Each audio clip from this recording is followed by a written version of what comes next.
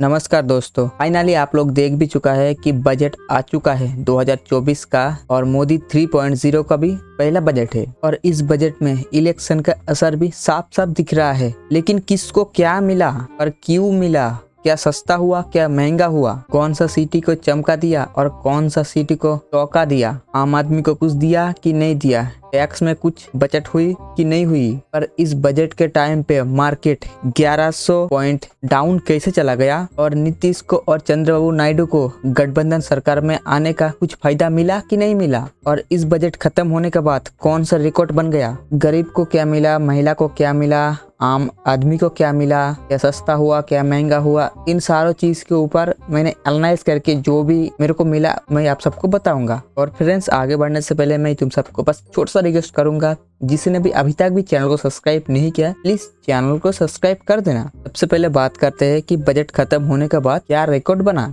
निर्मला जी ने पहला रिकॉर्ड ये बनाया है कि उन्होंने कंटिन्यू 7 बार बजट स्पीच दिया है। इससे पहले मुरारी जी थे जिन्होंने 6 बार पढ़ा था। मुरारी जी का टोटल बजट स्पीच का बात करें तो उन्होंने 10 बार पढ़ा था, लेकिन कंटिन्यू नहीं पढ़ा था, बस कंटिन्यू 6 बार ही भाषण दिया था। और निर्मला जी 7 बार कंटिन्यू पढ़ा। और अगर एक गठबंधन की सरकार 5 साल पूरी करती है तो इनका 11 बार बजट भाषण देना हो जाएगा। लेकिन फ्रेंड्स, इस बजट का साइज था 48 लाख करोड़ और इस बजट में सबको थैला भर भर के दिया है। और इन बजट में एक बजट ऐसा भी है जिनके पास से सब कुछ छीन भी लिया है। कौन सा है budget? Stock market. Stock market में टोटल कैपिटल का 15% हुआ करता था, उसको बढ़ा के लेके गया 20%। लॉन्ग टाइम कैपिटल गेम के लिए जो 10% था उनको बढ़ा के 12% लेके आया है। STT जो सिक्योरिटी ट्रांजैक्शन टैक्स होता है उसको भी बढ़ा दिया गया है। जहाँ पे सब जगह पे छूट दिए जा रहा है, सब कुछ माफ किया जा रहा है, यहाँ पे इसके पास से सब कुछ लिया जा रहा है। इसके वजह से फ्रेंड इस मार्केट डर चुका है और इस डर के वजह से जब ये बजट का स्पेस दे रहा था तब 1100 पॉइंट डाउन हो चुका है।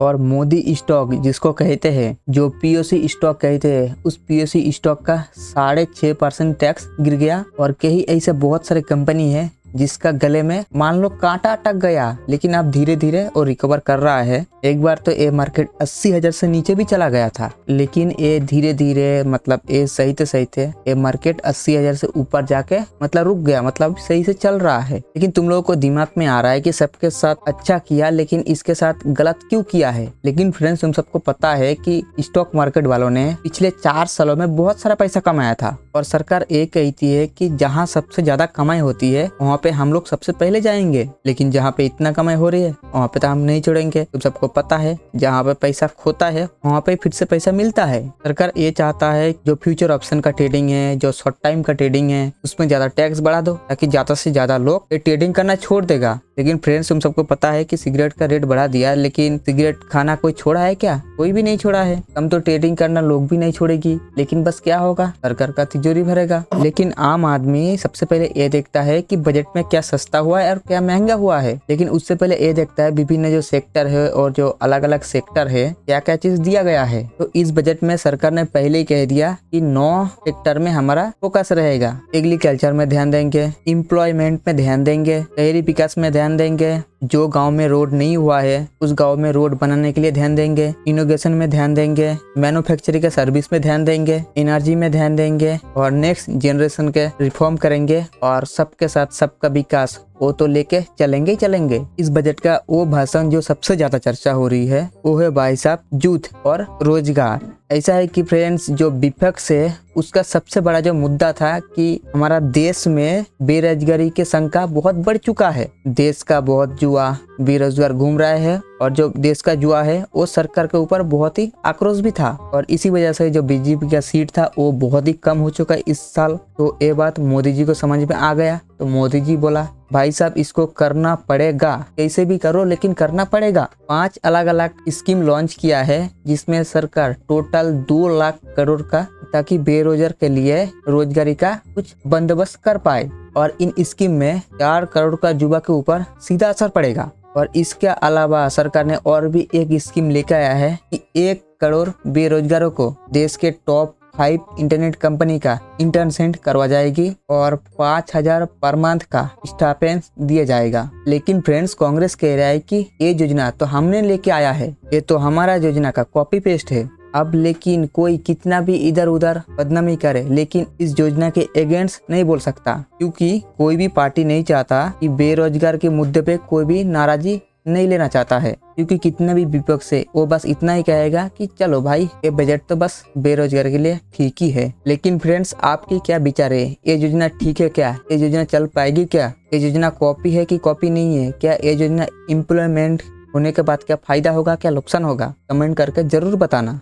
अब जुआ खबर हो गया, बेरोजगारी की बात भी हो गई, जुआ भी खुश हो गई। अब आते हैं गरीब पे। गरीब के लिए कहा गया है फ्रेंड्स, गरीब का जो अन्न योजना है, जो मुफ्त में राशन वगैरह देता है, और ये योजना 5 साल के लिए और भी आगे बढ़ाया गया है। और ये जो 80 करोड़ लोग सरकार का जो फ्री का राशन वगैरह मिलता है वो पाते रहेगा अगले 5 साल तक, वो भी फ्री में। इसके अलावा 10 लाख करोड़ रुपया का अलर्ट योजना किया गया है, जो आवास योजना है उसके लिए, जिसके तहत 1 करोड़ घर शहर में बनेगा और 2 करोड़ घर गाँव में बनाने का फैसला लिया गया है। अब आते हैं किसानों पे। तो किसानों के लिए 1,52,000 करोड़ का फंड लॉन्च कर दिया गया है, और ये कहा गया है कि भाई साहब कि अगले 2 सालों के बीच में इन 1 करोड़ किसानों को नेचुरल फार्मिंग करना सिखाया जाएगा। लेकिन इस मुद्दे पे लेके कुछ किसानों इसका विरोध कर रहा है और कुछ संगठन इसका साथ भी दे रहा है। लेकिन बेसिकली खेती तो हमेशा गांव में होता है, इसलिए गांव के लिए 2.66 लाख करोड़ एक अलग सा फंड रिलीज किया है। इसके बाद हम आते हैं महिला के ऊपर। तो महिला के लिए 3 लाख करोड़ अलग से फंड रिलीज किया गया है, वो भी अलग अलग स्कीम के हिसाब से उन तक पहुंचाया जाएगा। उसके बाद थोड़ा छोटे व्यापारियों के लिए भी किया गया है कि जो मुद्रा की 10 लाख की लिमिट थी, उस लिमिट को बढ़ा के 20 लाख कर दिया है। और जहां एमएसएमई का बड़े बड़े क्लस्टर है, उस कंपनी भी और भी बहुत सारा ब्रांच खुलेगा ताकि उनको और भी लोन दिया जा सके। जो ई कॉमर्स करते थे, टीडीएस 1% लगता था, लेकिन टीडीएस तो नहीं हटाया, उसको 90% छूट देके 1% टेट देके 0.10% कर दिया है। उसके बाद बात करते हैं डिफेंस की। जो सबसे ज्यादा बजट दिया गया है वो दिया गया है डिफेंस को। 13% बजट का मतलब 6,21,000 करोड़ डिफेंस को अलर्ट किया गया है, ताकि हमारा जो सेना है उसका ताकत बढ़े और साथ जो हमारा आत्मनिर्भर भारत है वो भी आगे बढ़े। और डिफेंस कंपनी के लिए 1,000 करोड़ का एक अलग सा फंड रिलीज किया गया है, क्योंकि डिफेंस को जब भी कोई दिक्कत का सामना पड़े तो इस 1,000 करोड़ से वो खर्चा कर सके। लेकिन ये सब देखने के बाद तो ऐसा लग रहा है डिफेंस को तो सबसे बड़ा फायदा हुआ है। अब बात आती है स्टूडेंट के लिए सरकार क्या कर रही है। अगर तुम डोमेस्टिक एजुकेशन के लिए 10 लाख तक लोन लेना चाहते हो तो तुमको 10 लाख तक लोन मिलेगा सरकार की तरफ से, लेकिन तुमको पढ़ाई करना पड़ेगा बस इंडिया में, इंडिया से बाहर के लिए नहीं, बस इंडिया के लिए ही है। उसके अलावा जो कंपनी स्पेस में काम कर रहा है उसके लिए 1,000 करोड़ का अलग सा फंड रिलीज किया है। 11,11,000 करोड़ ये बजट कैपेक्स का खर्चा है, जैसा कि रोड पे, ब्रिज पे, रेलवे पे, इन सब में ये सब खर्चा होगा। अब बात करते हैं मिडिल क्लासेस की। मिडिल क्लासेस के लिए क्या किया है सरकार ने। इनकम टैक्स का 2 रिजीव चल रहा है, एक ओल्ड रिजीव और एक न्यू रिजीव। ओल्ड रिजीव जैसी है वैसी है, उसको कुछ भी चेंज नहीं किया गया है। नई रिजीव में थोड़ा सा कुछ चेंज किया गया है। जो स्टैंडर्ड डायरेक्टर था उसको बढ़ाकर 75 लेके गया है। टैक्स का लेवल थोड़ा कुछ चेंज कर दिया है। 0 से 3 लाख तक कोई भी टैक्स नहीं लिया जाएगा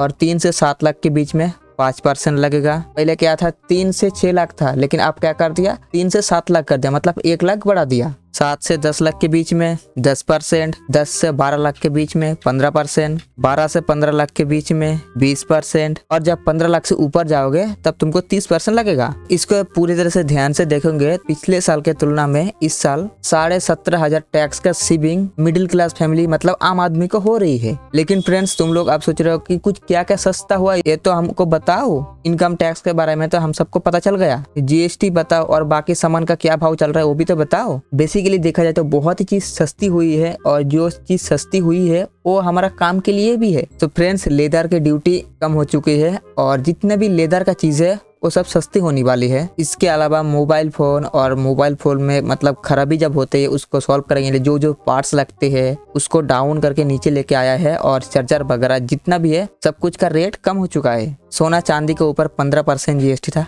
उसको कमा के 6 पे लेके आया है, और प्लेटिनम में 15.4 थी, उसको कम करके 6.4 पे लेके आया है। इसके पीछे रीजन बस इतना ही है, लोग ज्यादा से ज्यादा सामान खरीदे और जो रिटेलर है उसका भी बेनिफिट हो। इसके अलावा कैंसर का जो मतलब 3 दवा ऐसे है जो कैंसर जो बीमारी है उसको सराहने के लिए काम करती है। फ्री मान सकते हो, इतना सस्ती हो चुके हैं। लेकिन फ्रेंड्स तुम लोग सोच रहे हो कि ये तो सस्ता हुआ, लेकिन महंगा क्या क्या हुआ? हाँ फ्रेंड्स, महंगा 3 चीज हुआ है। एक महंगा हुआ है अमोनियम नाइट्रेट। इसका रीजन बस इतना ही है कि वो चीज चाइना से आती है और सरकार चाहती है कि हमारा देश में जो बन रहा है उसको तुम लोग खरीदो। दूसरा महंगा किया है टेलीकॉम का इक्विपमेंट, इसको भी महंगा किया। तीसरा जो प्लास्टिक का सामान है वो भाई इन्वायरमेंट के लिए खराब है, इसीलिए इसको महंगा किया। इसका रीजन बस इतना है। आप बात करते हैं फ्रेंड्स अलायंस का जो पार्टनर है इनको कुछ मिला है क्या? और दो मुख्य भी चर्चा है कि बिहार का क्या हुआ और तेलंगाना का क्या हुआ, इन दोनों को कुछ मिला कि नहीं। लेकिन बेसिकली देखा जाए तो भाई बिहार का तो हो चुका है बल्ले बल्ले, क्योंकि बिहार को नया एयरपोर्ट दिया है, नया मेडिकल कॉलेज दिया है, बिहार में 3-4 एक्सप्रेस बनाया जा रहा है, बिहार का भागलपुर में एक बहुत बढ़िया सा पावर प्लांट बना रहा है, बिहार का गंगा के साइड में एक बहुत बढ़िया सा पुल बनाया जा रहा है, बाढ़ आती रहती है बिहार में,